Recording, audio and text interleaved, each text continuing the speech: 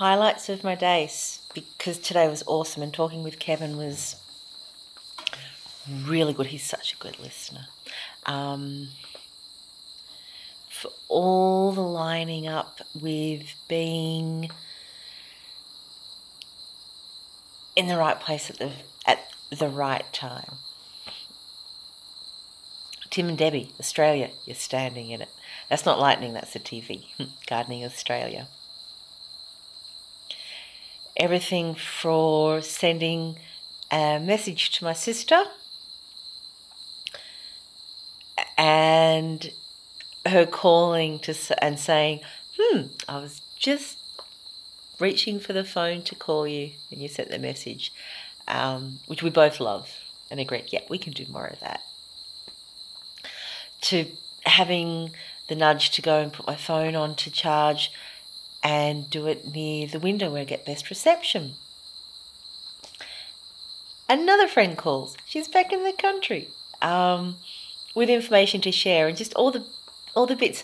But one of my favourite moments was with the chickens, because we've had rain evening, so storms at dusk, and the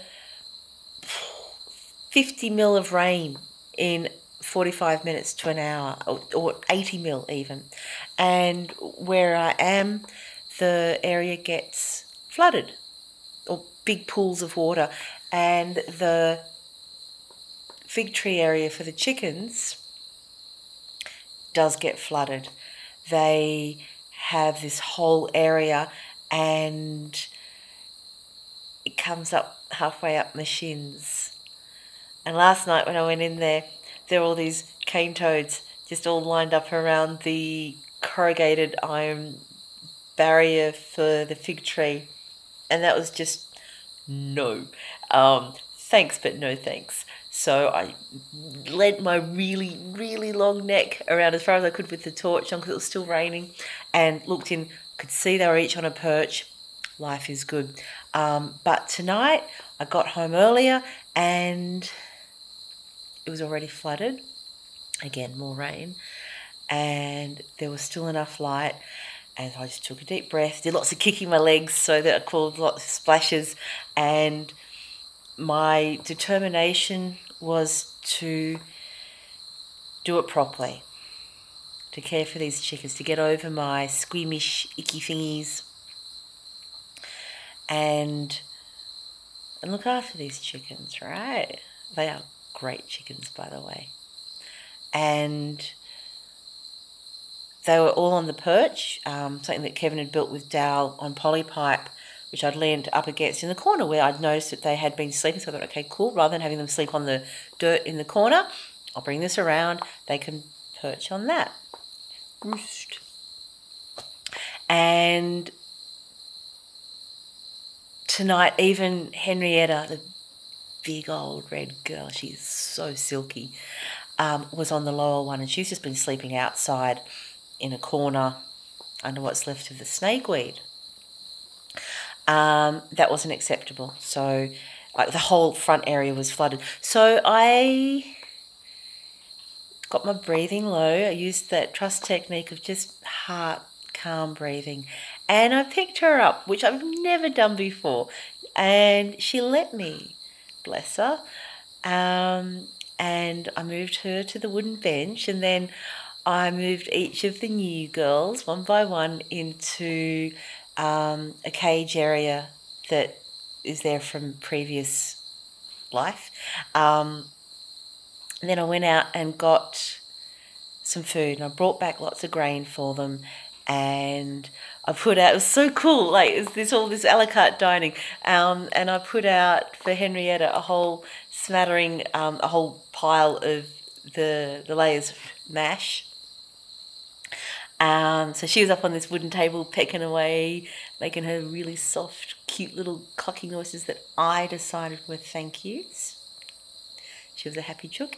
And I put out a bowl for the other girls, and I left them to it for a bit and did a couple of things, got the geese in. Even Diego, like there's been a real change in vibe. Even Diego was walking along towards the goose area, and the geese were all just walking with him. He was this swan, this big black swan moving through like the geese heads were like all these white caps of a wave or of the waves or something. I don't know. There was just something really poetic about how they all moved together. And then Diego with his long eyelashes and big eyes, he got his feed. I put the feed out for the geese. They don't run as far now or make quite as much noise as I round them up and put the food out for them. I poked my head back in for the chickens, and they'd finished eating, and Henrietta was trying to huddle up into the corner on the table. She wasn't looking comfortable, and the other three girls were on their top roost, and they were all snuggled in together, as they do. And again, Henrietta let me pick her up, and I put her on the bottom rung where she had been when I poked my head in before. And it was just all this soft chicken sounds. Walking through all that water again and again. Yuck! I really don't like it. But I love the chickens. So what are you going to do?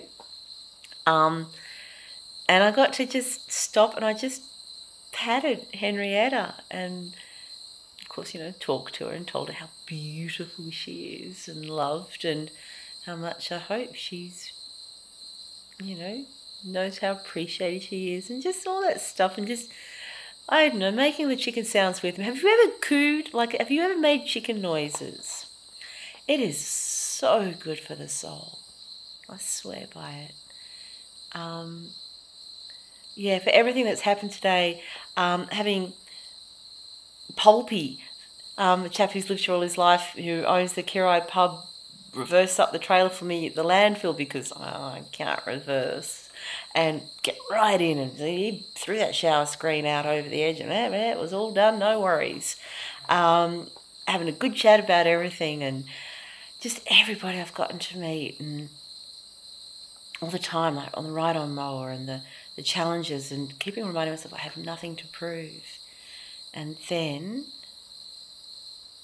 getting to have that time with the chickens today, moving through that water was so worth it.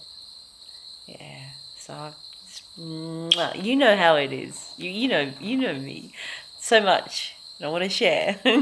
So thank you for listening, if you have listened.